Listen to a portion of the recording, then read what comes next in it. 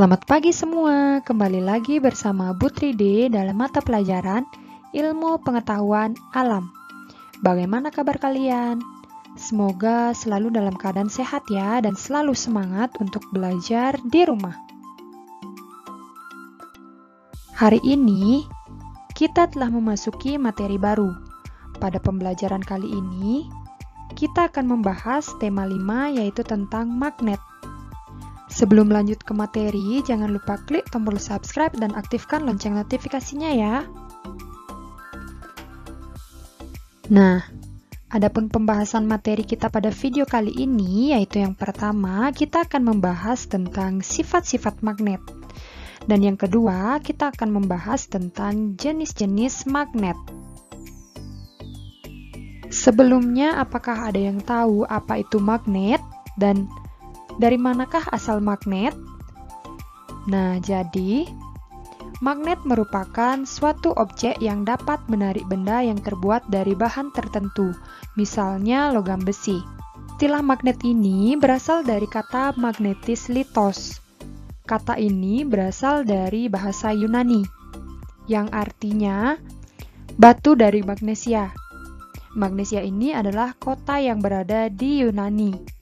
Pada zaman Yunani kuno, untuk pertama kalinya di Magnesia ditemukan batu yang dapat menarik besi. Nah, dinamakanlah dengan magnet. Selanjutnya yaitu magnet memiliki daerah tertentu di sekitarnya yang dipengaruhi oleh gaya tarik magnet, yang disebut dengan medan magnet. Medan magnet ini menyebabkan terbentuknya pola-pola tertentu dan pola-pola ini disebut dengan garis-garis magnet. Nah, yang manakah yang disebut dengan garis-garis magnet? Kalian bisa perhatikan gambar berikut ini ya. Nah, yang disebut dengan garis-garis magnet adalah pada bagian ini. Nah, bisa terlihat jelas ya, garis-garis ini disebut dengan garis-garis magnet yang timbul akibat pola-pola medan magnet.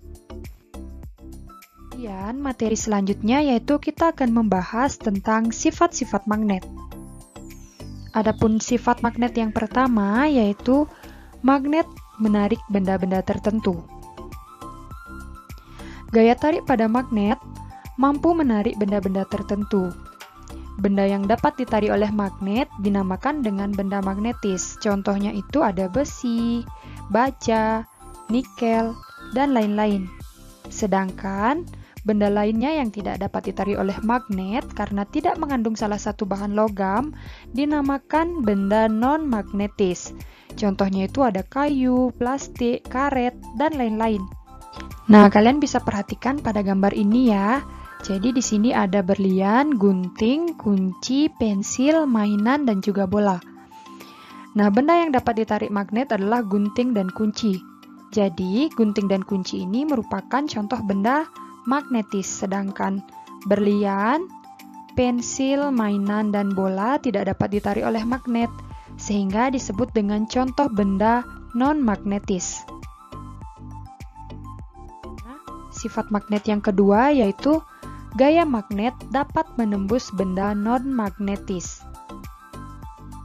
Gaya magnet mampu menembus penghalang berupa benda non-magnetis. Gaya tarik magnet masih berpengaruh terhadap benda magnetis di balik penghalang tersebut. Nah, kalian bisa perhatikan gambar ini ya. Jadi, ini merupakan paku. Paku merupakan contoh benda magnetis. Dan bagian ini adalah kertas. Kertas itu merupakan contoh benda non-magnetis. Jadi, magnet yang berada di bawah benda non-magnetis dapat berpengaruh untuk menarik benda yang berada di atas benda non-magnetis, yaitu paku.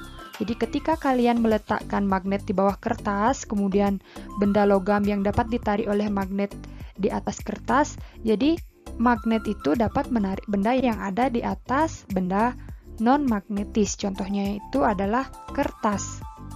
Nah, perlu kalian ingat, magnet tidak selalu bisa menarik benda yang ada di atas benda non-magnetis apabila yang pertama, penghalang terlalu tebal, maka pengaruh magnet akan hilang. Contohnya itu kayu yang tebal.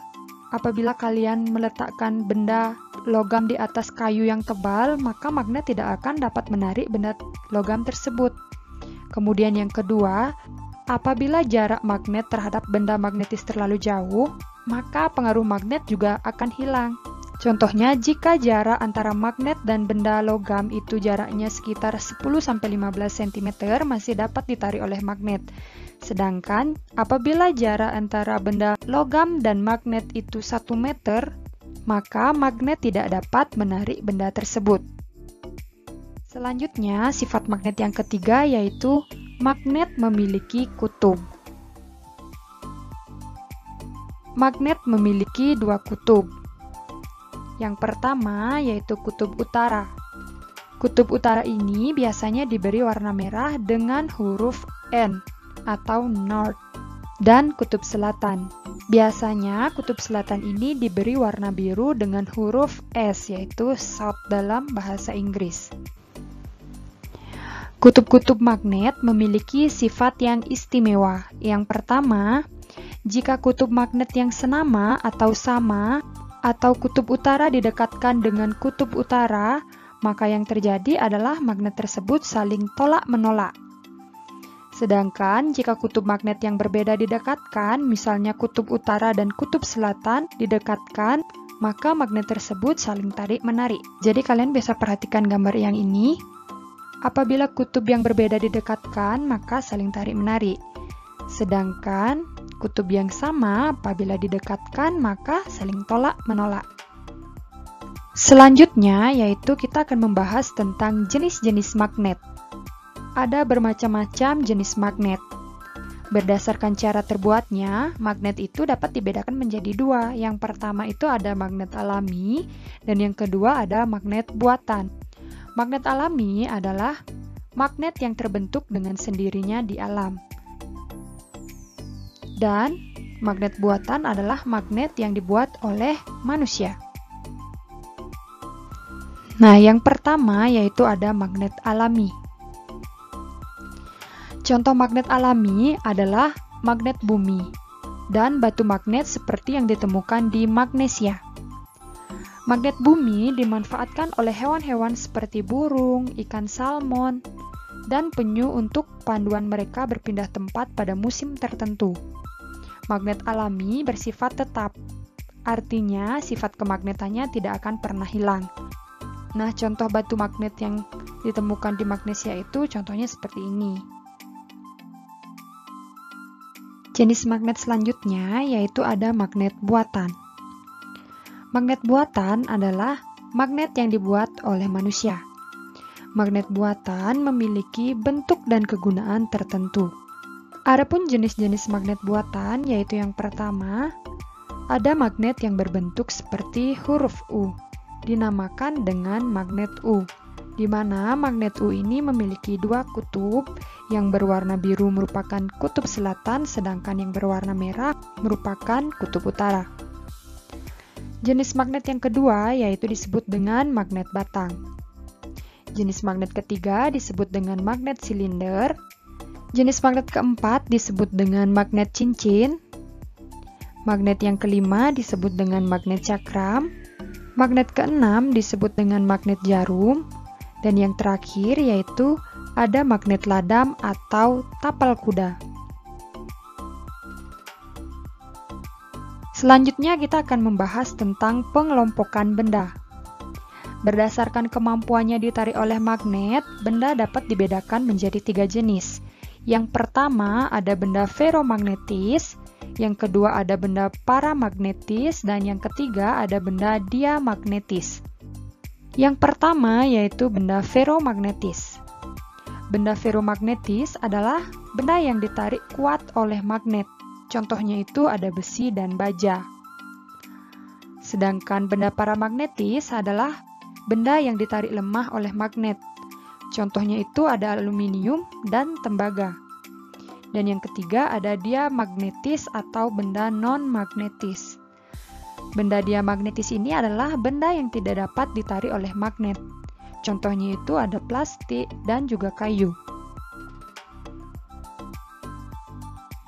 Demikian pembahasan materi Bu 3D kali ini, yaitu tentang sifat-sifat dan jenis-jenis magnet. Untuk mengetahui pemahaman kalian terhadap materi ini, yuk kita berlatih. Nah, di sini tugas kalian adalah mengelompokkan benda-benda yang sudah Putri siapkan. Nah, adapun benda-benda yang harus kalian kelompokkan, yaitu yang pertama ada pensil, kemudian kedua ada peniti, yang ketiga ada penghapus, yang keempat ada paku, yang kelima ada penjepit kertas yang terbuat dari logam, kemudian yang keenam ada sisir, yang ketujuh ada gunting, yang kedelapan ada batu, yang kesembilan ada kayu, yang ke-10 ada daun, yang ke-11 ada karet gelang, dan yang terakhir ada kaca. Nah, tugas kalian yaitu yang pertama, kalian harus mengelompokkan benda yang dapat ditarik oleh magnet. Jadi kalian tuliskan nama-nama benda yang ada di sini yang dapat ditarik oleh magnet. Kalian tuliskan dalam kolom ini. Dan tugas yang kedua yaitu kalian mengelompokkan benda yang tidak dapat ditarik oleh magnet. Benda yang mana saja yang tidak bisa ditarik oleh magnet di sekitar benda ini. Jadi kalian tuliskan di kolom ini. Nah, tugas kalian adalah seperti itu. Kalian tulis di buku latihan, kerjakan dengan rapi. Selamat bekerja ya. Oke, cukup sampai di sini dulu ya pembahasan materi kali ini. Semoga apa yang Bu Tride sampaikan dapat dengan mudah kalian pahami dan juga semoga bermanfaat. Akhir kata, Bu Tride ucapkan terima kasih dan sampai jumpa pada video selanjutnya.